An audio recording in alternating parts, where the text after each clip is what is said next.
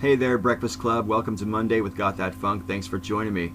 Nathyn Brendan Masters is normally our host on Wednesdays, but he's been away for a few weeks and will continue to be away for a few more weeks. And we've got Agent of Doubt standing in for him for the foreseeable future, which I'm very grateful for. As a matter of fact, Agent of Doubt has done more guest hosting here on the Breakfast Club than any other guest host that I've got on the parachute list. So, Michael, I really appreciate your contributions to the Breakfast Club, and I particularly appreciate the fact that you got to stick around long enough to be part of a round robin and initiate the conversation. And this, I think, is a fun one. You know, you wanted people to come up with a sort of fantasy lineup of 7 YouTubers for a Fantasy Breakfast Club 3.0. You know, what kind of people would generate good conversations, get lots of views, and so forth.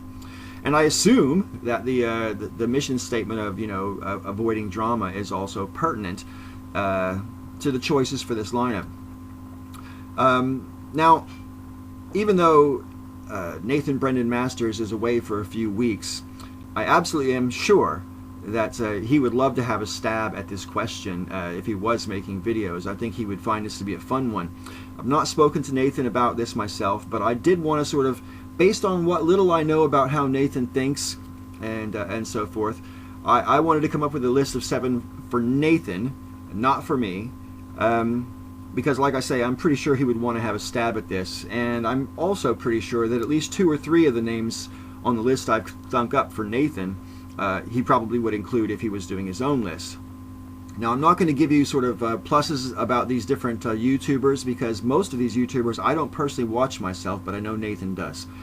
So, without further ado, here's my guess at Nathyn's Fantasy 7, a Breakfast Club lineup.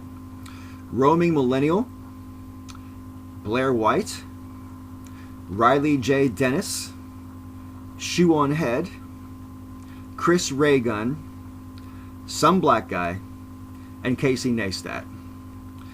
Now, again, I don't really watch those channels pretty much at all. I've seen a few, maybe 3 or 4 Shoe on Head videos, and probably about the same number from Riley J. Dennis. But they're all relatively well-subscribed YouTubers, and chances are hot that they probably wouldn't do the project because they're, you know, they make their money through YouTube, and being a Breakfast Club host is a thankless endeavor. You don't get any money for it. All you get is the gratitude of the audience. And unfortunately, I don't know that any of those people would go for just the gratitude reasons. But the beautiful thing about this thought experiment is we don't have to actually worry whether anyone would say yes. Which, as the guy who has had to come up with the lineups for the Breakfast Club, I think is a pretty important factor in choosing who you might like to invite on the show. But anyway, I think if you had those 7 that I've suggested on Nathyn's behalf, you would definitely have a lot of friction in the conversations, especially when round robins came up. I think it would definitely be interesting, and I think it would definitely generate a lot of views as well for the channel. But again, the difficulty would be A, getting them all to agree to make a video on the same day every week, and B, getting them all to agree to be in the same group with each other. Not always easy, friends. Not always easy. Take it from me. Number 1 on my list for a Breakfast Club 3.0 fantasy team, No Plum 99. That's why I like this thought experiment, because the people who you name can't say no. I love it. No Plum is thoughtful. He goes out of his way to look at different sides of the same issue. He does usually come down on his own, you know, lets you know what his preferred side is, but I love the fact that he explores angles that most people don't necessarily take. Most people have their own angle, and then they'll try to refute the opposing angle without necessarily acknowledging there's, you know, 3 or 4 different ways you could look at it, and so on. I think Jim does a fantastic job of that. That, plus the fact that he's articulate and funny, is definitely a bonus as well. So No Plum 99 would be my absolute first choice. Second choice would be a young lady called Tiffany Ferguson. Her channel on YouTube, she's actually got several channels on YouTube, but the one I've learned about her from is SociallyUnacceptable, which is where she does her sort of political commentary. She doesn't vlog there very often lately, but she is definitely a very far left of center millennial, and she's extremely thoughtful, and she's just one of those people that when you sort of start getting to know what she's all about, you can just see that, you know, she's going places with her life, you know, and she's going to be a successful person. I'm 100% sure of it.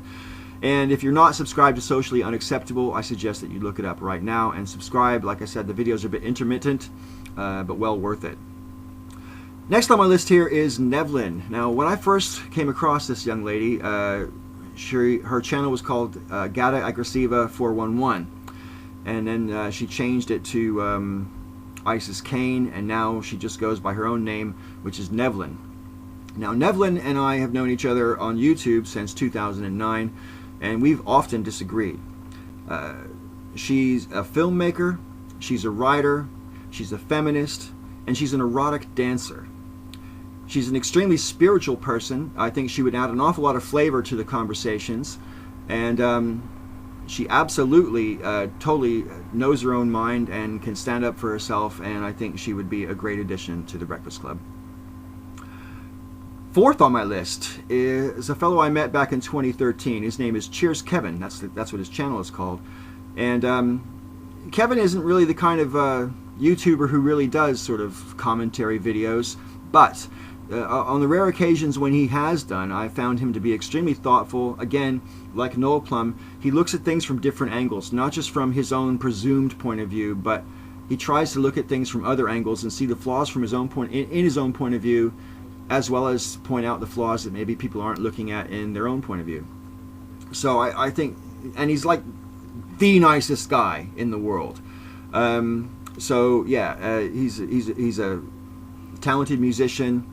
He's extremely intelligent. He's a computer programmer, I think, professionally. But I don't see too much of CheersKevin at the moment because some months back he got himself a girlfriend, and then, oh look, his videos just became really, really intermittent.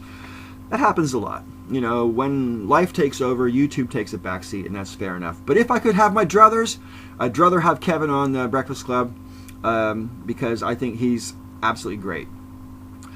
Next on my list is The One Janitor. The One Janitor is extremely thoughtful. He makes really well-produced videos. He's another person who looks at things from multiple angles, but he will always come down on what he thinks is the right side of the fence. And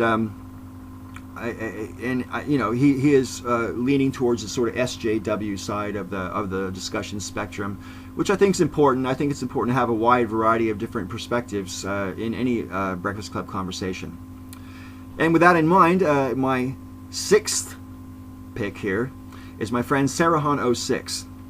Now, Sarahon and I, again, go way back to the original times on YouTube when I first started my channel. Back in those days, Sarahon would be on camera, but only from here up. And lately, though, I say lately, he hasn't made a video for months and months, but when he did make videos, when he came back to YouTube after about 2013 or 14, he was off camera, but just doing commentary. The reason I like Sarahon for a choice for the Breakfast Club would be this. Sarahon looks at things in a way which is almost completely devoid of bullshit. He has a unique talent for stripping bullshit away from an argument and getting down to the core, and showing you what is, from his perspective, the problem with your point of view. And I think that's pretty important. He's extremely candid, which I value a lot. You know, I don't want people to sort of dress things up or bullshit me. I want someone to say, here it is, boom, like that. And that's Sarahon in a nutshell. So yeah, if I could, I'd have Sarahon Osix on the Breakfast Club. My final pick is also another person who I have gone on for a long time on YouTube, and that's ContraPoints. Now, ContraPoints' channel is getting more and more interesting all the time. I think she's not only an interesting person, but she's done an awful lot of study on things like philosophy and all sorts of other stuff. And long story short, I think she would bring a dimension to the channel that it currently actually lacks. You know, the level of nuance and insight that ContraPoints has, I really can't overstate. And I've got nothing but respect for her point of view, and the way she makes videos is fantastic. Even though if she was on the Breakfast Club, she probably wouldn't be making the kind of high production value videos that she makes for her own channel. Nevertheless, as someone who's in transition, I think it would be interesting to have that perspective on the Breakfast Club, and I can't think of anybody better, more fair-minded than ContraPoints. So I know my video's gone on a long time. I want to thank you guys for being patient enough to put up with the whole thing.